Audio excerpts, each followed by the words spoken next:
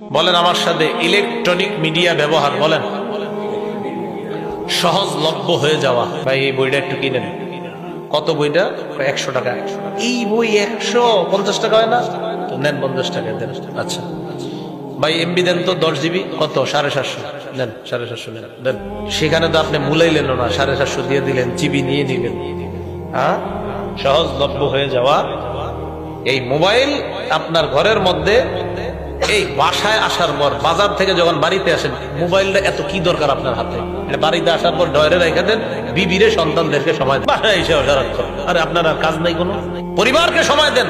13 নম্বর কারণ, electronic media এমন অপব্যবহার। আপনি মনে করতেছেন আপনার সন্তান দরজা লাগায় ভিতরে তাহাজ্জুদ পড়ে, না, সারা রাত চোখের জিনা, কানের জিনা, জবানের জিনা আর কলবের জিনায় লিপ্ত আপনার সন্তান।